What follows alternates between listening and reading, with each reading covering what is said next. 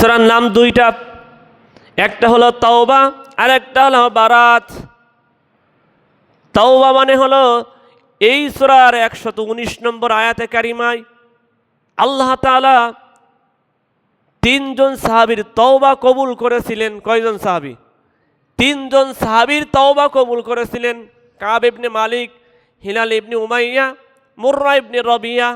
এই তিনজন সাহাবীর তওবা আল্লাহর দরবারে কবুল হয়েছিল, গ্রহণযোগ্য হয়েছিল। এমনভাবে তওবা কবুল হয়েছিল, আল্লাহর পক্ষ থেকে আয়াত নাজিল করে কোরআনুল কারীমের এই সূরা তাওবায় একটি আয়াতে কারিমা নাজিল করে জানাই দিলেন। সুবহানাল্লাহ। এই জন্য এই সূরার একটি নাম হলো তাওবা আর একটা নাম হলো বারাত। বারাত মানে সম্পর্কচ্ছেদ। আল্লাহ এবং রাসূলের পক্ষ থেকে মুশরিকদের সাথে যারা বারবার চুক্তি লঙ্ঘন করে, চুক্তি লঙ্ঘন যারা করে, এরা কি মুসলমান নাকি মুসলমান নামধারী মুনাফিক? ঠিক কিনা? চুক্তি লঙ্ঘন করা এটা মুশরিকদের স্বভাব, ইহুদি খ্রিস্টানদের স্বভাব। তার বাস্তব চিত্র আপনারা দেখেছেন। 14 দিনের 2 সপ্তাহের যুদ্ধবিরতি, এর পরে ওই রাতে আবার ঝাড়ছে ইসরায়েল। ঠিক কিনা? তাহলে ইসরায়েলের ইসরায়েলবাদ, ইহুদি, এরা যে কত বড় ধূর্তবাস সেটা আমরা প্রত্যক্ষ করছি। কি বলেন? ঠিক কিনা? সম্মানিত হাজিরিন, এই জন্য এই সূরার আরেকটা নাম হলো বারাত। সম্পর্ক ছিন্ন করতে হবে কাদের সাথে? মুশরিকদের সাথে। কাদের সাথে? মুশরিকদের সাথে, আল্লাহর সাথে যারা শিরিক করে এবং বারবার মুসলমানদের সাথে চুক্তি বারবার লঙ্ঘন করে, এই শ্রেণীর লোকদের সাথে সম্পর্ক ছিন্ন ঘোষণা দিয়েছেন যে সূরা, সেই সূরার নাম হলো সূরা বারাত। সূরার নাম কি? বারাত। এই সূরাটিতে 129টি আয়াত আছে, 16টি রুকু আছে। আমাদের তেলাওয়াতকৃত আয়াত 111 এবং 112। সম্মানিত হাজিরিন, আমরা সরাসরি কোরআনুল কারীমের এই আয়াতগুলো আলোচনায় যাব। আল্লাহ বলেন, ইন্নাল্লাহা ইশতারা, নিশ্চয় আল্লাহ তাআলা ইশতারা, খরিদ করে নিয়েছেন, ক্রয় করে নিয়েছেন, কিনে নিয়েছেন। মিনাল মুমিনিনা আনফুসাহুম, মিন মানে হতে, মুমিনিন ইমানদারদের কাছ থেকে। কাদের কাছ থেকে? একটু কথা বলেন, কাদের কাছ থেকে? ইমানদার মুমিন, মুমিনদের, মানুষদের কাছ থেকে না। কিন্তু আল্লাহ বলেন নাই যে মিনাল আনফুস, বলেননি। আল্লাহ তাআলা মিনান নাস বলেননি। কি বলেছেন? মিনাল মুমিনিন। যদি এখানে নাস, শুধুমাত্র নাস ব্যবহার করতেন, তাহলে ইহুদি, খ্রিস্টান, বৌদ্ধ, অন্য অন্য যত ধর্মের লোক আছে সবাই সম্পৃক্ত হতো। কিন্তু আল্লাহ কেন কি বলছেন? মিনাল মুমিনিনা, নিশ্চয় আল্লাহ তাআলা মুমিনদের কাছ থেকে খরিদ করে নিয়েছেন। সুবহানাল্লাহ বললেন না? আমরা সবাই কি? মুমিন। আমরা সবাই কি বলেন? মুমিন। আনফুসাহুম, কি খরিদ করে নিয়েছেন? জান। আমাদের এই জান, জীবনটাই আল্লাহ ক্রয় করে নিয়েছে। আচ্ছা, আল্লাহকে আমাদের জীবনের কোনো প্রয়োজন আছে? আমাদের যে জীবন, যার কাছে যে জীবন, তার কাছে তো আছে। তবে এই জীবনের কি আল্লাহ প্রয়োজন আছে? কথা বলেন না কেন? আছে নাকি? কোনো প্রয়োজন নেই। আমাদের প্রয়োজনে আল্লাহ কি করেছেন?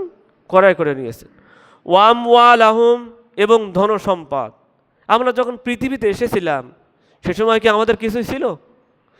কিছু ছিল না তো বটেই, বরঞ্চ আমরা আমাদের শরীরে যে ড্রেসপাতি যা আছে কিছুই ছিল না।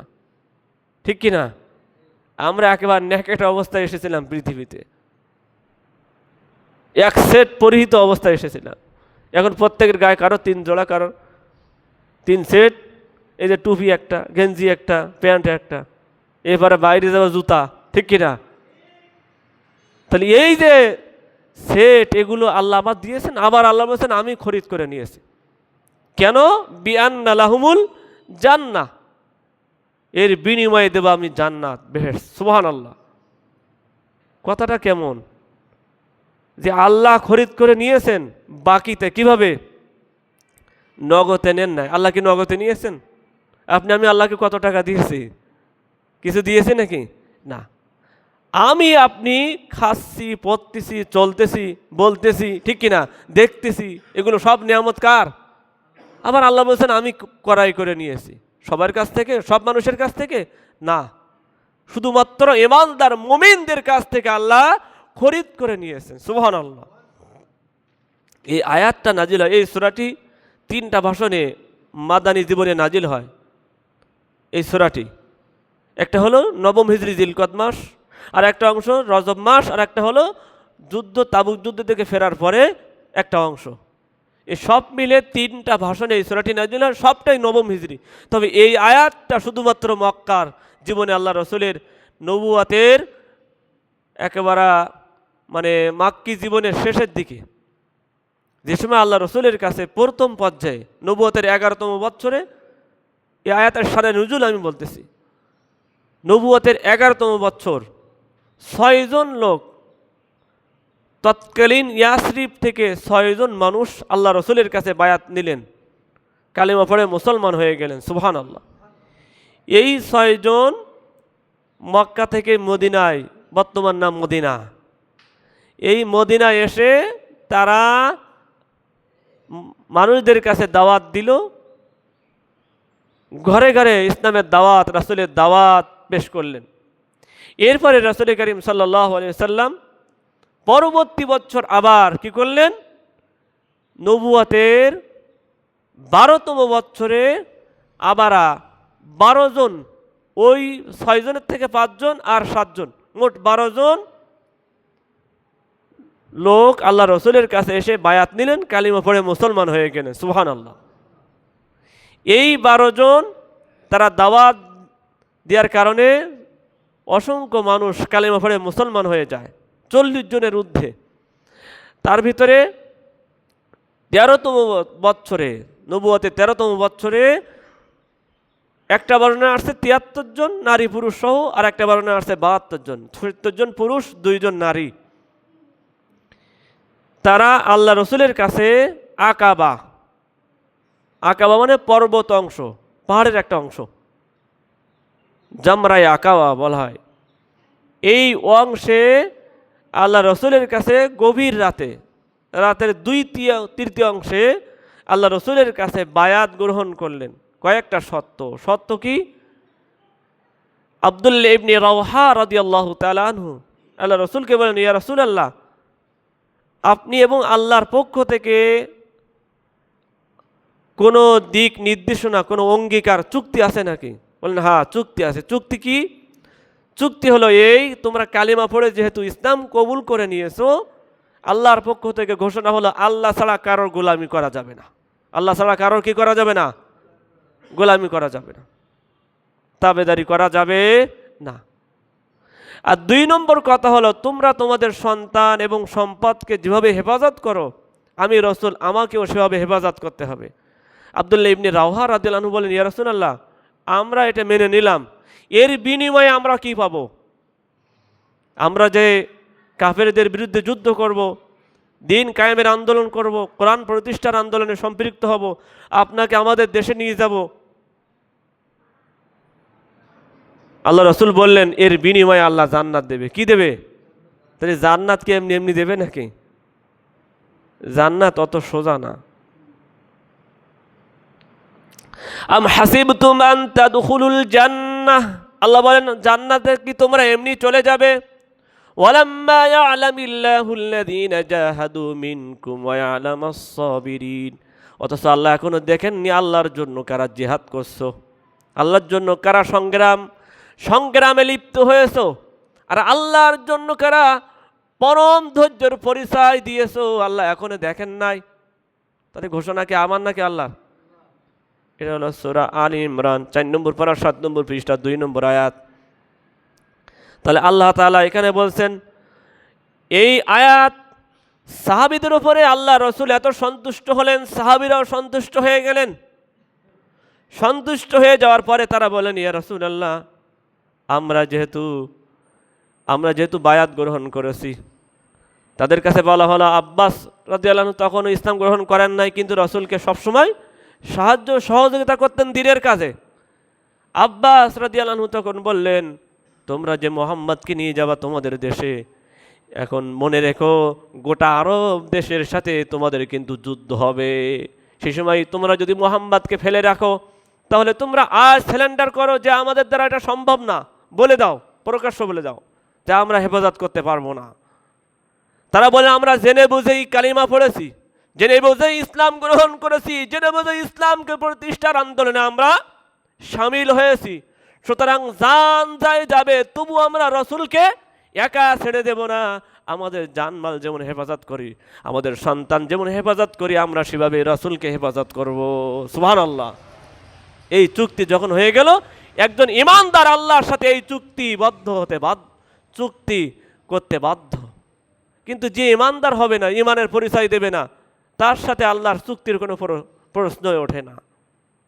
একজন মুমিনের কাজ হলো, তার যাবতীয় কাজ হবে কাকে রাজি খুশি করার জন্য? আল্লাহ। আল্লাহ বলেন আল্লাযীনা আমানু ইউকাতিলুনা ফী সাবিলিল্লাহ, যারা ইমানদার তারা আল্লাহর পথে লড়াই করে। কার পথে? একটু জোরে বলেন, কার পথে? আল্লাহর পথে। কোরআনের আয়াত 5 নম্বর পারা 9 নম্বর পৃষ্ঠার প্রথম আয়াত। আল্লাহ বলেন যারা ইমানদার তারা আল্লাহর পথে সংগ্রাম করে, লড়াই করে। ওয়াল্লাযীনা কাফারু ইউকাতিলুনা ফী সাবিলিত তাগুত, আর যারা কাফের তারা তাগুতের পথে। তাগুত হলো শয়তান। ফাকাতিলু আউলিয়া আশ-শাইতান, সুতরাং তোমরা ইমানদারেরা শয়তানের বিরুদ্ধে লড়াই করো, সংগ্রাম করো। ইন্না কাইদাশ শাইতানি কানা দাঈফা, নিশ্চয় শয়তানের চক্রান্ত অত্যন্ত দুর্বল। ঘোষণাকার। তাহলে আল্লাহর পথে যারা লড়াই করে, সংগ্রাম করে, আন্দোলন করে, আল্লাহর জমিনে আল্লাহর দ্বীন কায়েমের কাজ যারা করে, তারা কার কাজ করে? একটু জোরে বলেন, কার কাজ? আল্লাহর কাজ। আর এই কাজে যারা বাধা দেয় তারা কার কাজ করে? শয়তানের কাজ।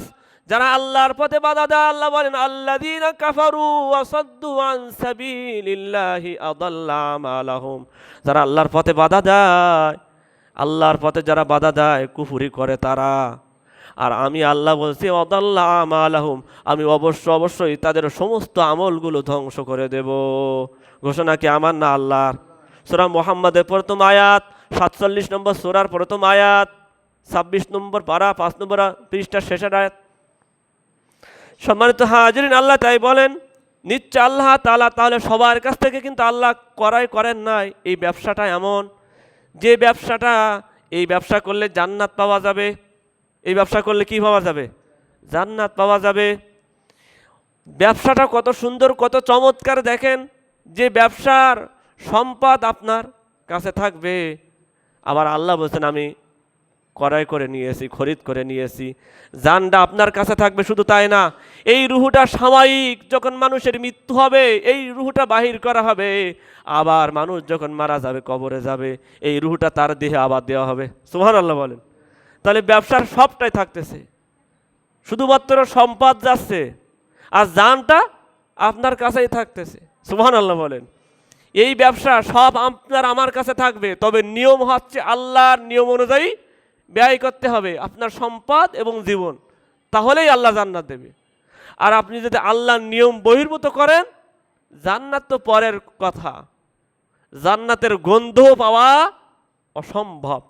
আল্লাহ বলেন, আল্লাহ তাআলা কি বলেন দেখেন, আল্লাহ তাআলা বলেন ইয়ালিজাল জামালু ফি সাম্মিল খিয়াত, যারা কুফরি করে, আমার আল্লাহ বলেন যারা কুফরি করবে আমি আল্লাহ তাদেরকে উটির সূচের ছিদ্র দিয়ে যেমন উট প্রবেশ করা অসম্ভব, ইয়ালিজাল জামালু ফি সাম্মিল খিয়াত, ঠিক তদ্রূপ যারা আল্লাহর সাথে নাফরমানি করবে, আল্লাহ রব্বুল আলামিন কিয়ামতের ময়দানে সূচের ছিদ্র দিয়ে যেমন উট প্রবেশ করা অসম্ভব, ওই শ্রেণীর লোকদেরকে জান্নাতে যাওয়া তদ্রূপ অসম্ভব হয়ে যাবে। ঘোষণা কি আমার নাকি আল্লাহর? আল্লাহ তাআলা। আল্লাহ এবার কি বলেন দেখেন, ইউকাতিলুনা ফি সাবিলিল্লাহ, তারা আল্লাহর পথে লড়াই করবে। ফায়াকাতুলুনা ওয়া ইউকতালুন, তারা মারবে এবং মরবে। তারা কি মারবে এবং মরবে। এই সরাসরি কোরআনে আয়াত বলতেছে আমি। ফায়াকাতুলুনা, তারা মারবে, ওয়া ইউকতালুন, মায়েরও খাবে। ইরান এবং আমেরিকা দেখেন, মায়ের খাচ্ছে, মায়ের দিচ্ছে, ঠিক কিনা? একটা পর্যায়ে ইরানকে আল্লাহ কিছুটা হলেও স্বস্তি দিয়েছেন, ঠিক কিনা? আমরা আল্লাহর কাছে কামনা করি আজকের এই জুমার দিনে আল্লাহ যেন এই যুদ্ধ বিরতিটা একেবারে স্থায়ী বিরতি হিসেবে আল্লাহ কবুল করেন। আল্লাহুম্মা আমিন। কারণ এটা পৃথিবীর সকলের জন্য। আমাদের দেশেও কি কম ক্ষতি হচ্ছে নাকি? বিরাট ক্ষতি হয়ে যাচ্ছে। সম্মানিত হাজিরিন, আল্লাহ বলেন ওয়াদান আলাইহি হাক্কান ফিত তাওরাতি ওয়াল ইনজিলি ওয়াল কোরআন। আর আল্লাহ যে জান্নাত দেবে এই ওয়াদা আল্লাহ তাওরাতে দিয়েছেন, ইনজিলে দিয়েছেন, আর এই কোরআনেও দিয়েছেন। বিনিময় কি? জান এবং মাল। কার পথে হবে? আল্লাহর পথে নাকি তাগুতের পথে? একটু জোরে বলেন, কার পথে হবে? আল্লাহর পথে। আল্লাহ এভাবে বলছেন ওমান আউফা বিআহদিহি মিনাল্লাহ, তার সে উত্তম ওয়াদা পূরণকারী, সবচেয়ে ওয়াদা পালনকারী আর কি আছে? ফাস্তাবশিরু বিবাইআকুমুল্লাযী বায়াতুম বিহি। সুতরাং তোমরা যে বায়াত গ্রহণ করেছো, করাই যে চুক্তি, এখানে বায়াত মানে চুক্তি করা। একজন ঈমানদার আল্লাহর সাথে চুক্তিবদ্ধ হতে, চুক্তি করতে বাধ্য। সেই চুক্তিটা হবে কি? তার ইন্না সালাতি ওয়া নুসুকি ওয়া মাহইয়ায়া ওয়া মামাতি লিল্লাহি রাব্বিল আলামিন। তার নামাজ, তার কুরবানি, তার যাবতীয় ত্যাগ সব হবে কার জন্য? আল্লাহর জন্য। সবটা হবে কার জন্য? আল্লাহর জন্য। এই আল্লাহর জন্য যারা তাদের জান মাল ব্যয় করার নিয়ত করছো, তারা সন্তুষ্ট হয়ে যাও, রাজি হয়ে যাও। ঘোষণা কার? আল্লাহর ঘোষণা। আর জেনে রেখো, এটাই হলো বড় সফলতা। এজন্য 8টা গুণের কথা আল্লাহ বলেছেন। কয়টা গুণ? 8টা গুণ। আল্লাহ বলেন আত্তাইবুন, 1 নম্বর হলো তওবাকারী। তওবাকারী মানে আল্লাহর দ্বীনের পথে তারা ফিরে আসবে। তওবা করা মানে শুধু আস্তাগফিরুল্লাহ পড়া না। আস্তাগফিরুল্লাহ পড়লাম আবার সুদ খেলাম, আস্তাগফিরুল্লাহ পড়লাম আবার ঘুষ খেলাম, আস্তাগফিরুল্লাহ পড়লাম আবার চুরি করলাম, আস্তাগফিরুল্লাহ পড়লাম আবার কলমের খোসা দিয়ে লুটপাট করলাম। এর নাম আস্তাগফিরুল্লাহ তওবা না। তওবা মানে হলো বারবার যখন কোনো অন্যায় হবে, কোনো ভুল ত্রুটি হয়ে যাবে, ক্ষমা চেয়ে অনুতপ্ত হয়ে সেই কাজ আর করবে না বলে আবার আল্লাহর কাছে ফিরে আসবে। এভাবে বারবার একজন ঈমানদার আল্লাহর দিকে ফিরে আসে। আবিদুন, ইবাদত করবে। তার গোলামি, দাসত্ব, সমাজনীতি, রাজনীতি, অর্থনীতি যা হবে, নামাজ, রোজা, হজ, যাকাত যা হবে, সবটাই আল্লাহর নিয়ম মাফিক করবে। এর নাম হলো ইবাদত। ইবাদত করা মানে আমরা বুঝি শুধু নামাজ পড়া না, মোটেও না। শুধু নামাজ পড়া না, নামাজ পড়া অবশ্যই ইবাদত। ইবাদতের একটা স্তম্ভ, 5টা খুঁটি, তার একটা গুরুত্বপূর্ণ হলো নামাজ। তবে নামাজ পড়ি আমরা কত সময়? আর যে বাকি 23 ঘন্টার বেশি, এই সময়টা কি ইবাদত নয়? অবশ্যই ইবাদত। তবে এই ইবাদতটা কারোর হয় শয়তানের, কারোর হয় আল্লাহ, ঠিক কিনা? 3 নম্বর হলো হামিদুন, প্রশংসাকারী। আল্লাহর প্রশংসা করে। প্রশংসা হবে কার? আল্লাহ তাআলা। আস-সাইহুন, বিচরণকারী। এখানে বিচরণকারী মানে আপনি আমি যেখানে যাব সেখানে আল্লাহর নিয়ম মানব। এই কথাটা মানে হলো এই। এখানে কেউ তাফসীরকারগণ বলেছেন আস-সাইমুন, তারা রোজা পালন করে। রোজা পালনকারী বললি সেটা তো রমজান মাস হয়ে গেছে। এরপরে আমরা অনেকে শাওয়ালের রোজা রেখেছি, এটাও হতে পারে। তবে এখানে মূলত ত্যাগকারী, ইসলামের জন্য, কোরআনের জন্য, আল্লাহর জন্য, রাসূলের জন্য তারা কি করবে? হিজরত করবে। প্রয়োজনে বাড়িঘর ছাড়বে, এলাকা ছাড়বে। তবুও আল্লাহর জমিনে আল্লাহর দ্বীনের প্রতিবন্ধকতা যেখানে সৃষ্টি হয়, হয় তার প্রতিরোধ করবে, আর নয়তো ত্যাগ করবে। এর মানে হলো এই। 5 নম্বর হলো আর রাকিউন আস-সাজিদুন, তারা রুকুকারী এবং সেজদাকারী।